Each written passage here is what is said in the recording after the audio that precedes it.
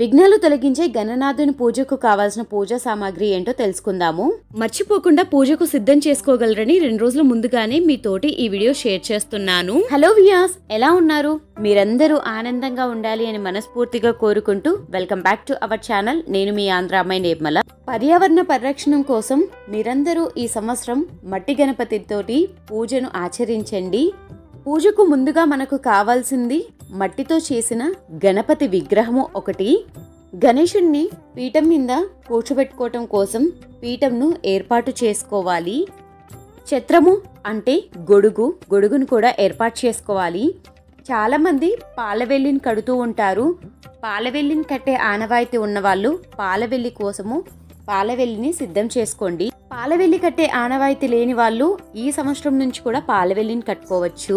వినాయక చవితి పూజకు ముఖ్యంగా కావాల్సింది 21 పత్రాలు: మాచిపత్రము, బృహతి పత్రము, బెల్వపత్రము, ధృవపత్రము, దాతురపత్రము, బద్రీపత్రము, అపమార్గపత్రము, తులసీపత్రం, చూతపత్రము, కరవీరపత్రం, విష్ణుకాంత్రపత్రం, దాడమి పత్రము, దేవదారు పత్రము, మరువాకు పత్రము, సింధువర పత్రము, జాజిపత్రము, గడలి పత్రము, శమిపత్రము, అశ్వతపత్రము, అర్జునపత్రము, అర్కపత్రము. ప్రీవియస్ వీడియోస్లో ఈ ఆకుల గురించి కంప్లీట్గా ఒక వీడియో చేశాను. ఎవరైనా చూడని వాళ్ళు ఉంటే డిస్క్రిప్షన్ బాక్స్లో లింక్ ఇస్తాను, ఒకసారి విజిట్ చేయండి.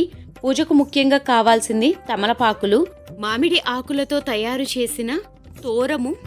నిత్య పూజలో భాగంగా మన ఇంట్లో నిత్యం ఉండే పూజా సామాగ్రిని కూడా ఒకసారి చూద్దాము. నిత్య పూజా సామాగ్రి మొత్తాన్ని ఇలా నేను ఒక బాక్స్లోకి అయితే అరేంజ్ చేసి పెట్టుకుంటాను. ఇలా అరేంజ్ చేసుకోవటం వల్ల నిత్యం పూజ చేసుకునేటప్పుడు హడావిడి లేకుండా ఉంటుంది. ఈ నిత్య పూజా సామాగ్రి ఏంటో ఒకసారి చూద్దాము. పసుపు, కుంకుమ, అక్షంతలు, గంధము, సుగంధభరితమైన అగరబత్తులు, హారతి కర్పూరము, పువ్వులతో పాటు దండను కూడా ఏర్పాటు చేసుకోవాలి.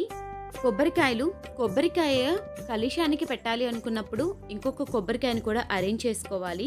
ఇలా 2 కొబ్బరికాయలను కలశం పెట్టాలనుకున్నప్పుడు అరేంజ్ చేసుకోండి.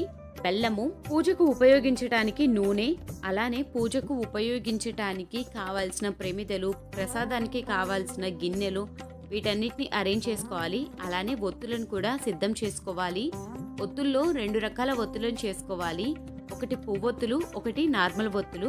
అలానే ధూపంతో పాటు మనము వక్కలను దేవునికి నైవేద్యం కింద, తాంబూలం కింద అలా ఇస్తూ ఉంటాం కదా. తాంబూలం కింద నైవేద్యం ఇవ్వటానికి వక్కలు, అక్షంతలు, వీటన్నిటిని ఇలా అయితే సిద్ధం చేసుకోవాలి.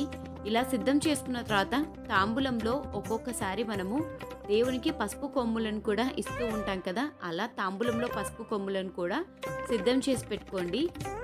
కలశం పెట్టుకోవాలి అనుకున్న వాళ్ళు ఎరుపు రంగు జాకెట్ ముక్కను కూడా సిద్ధం చేసి పెట్టుకోవాలి. మన ఇంట్లో ఉండే పూజా సామాగ్రి మొత్తాన్ని ఇలా శుభ్రం చేసుకునేసి ఇలా అన్నిటినీ ఒక దగ్గర అరేంజ్ చేసి పెట్టుకోవాలి. అలానే పూజకు ఆవు నెయ్యిని ఉపయోగిస్తూ ఉంటాం కదా. ఆవు నెయ్యి, నువ్వుల నెయ్యిని కూడా సిద్ధం చేసి పెట్టుకోవాలి. అలానే పూజకు కావాల్సిన పండ్లు, వాటన్నిటిని సిద్ధం చేసుకోవాలి. పండ్లు వీటన్నిటిని సిద్ధం చేసుకున్న తర్వాత దేవునికి ఎన్ని రకాల నైవేద్యాలు అయితే మనం పెట్టగలమో అన్ని రకాల నైవేద్యాలను ఇలా అయితే సిద్ధం చేసి పెట్టుకోవాలి. ఈ విధంగా దేవునికి కావలసిన పూజా సామాగ్రి మొత్తాన్ని సిద్ధం చేసుకోవాలి.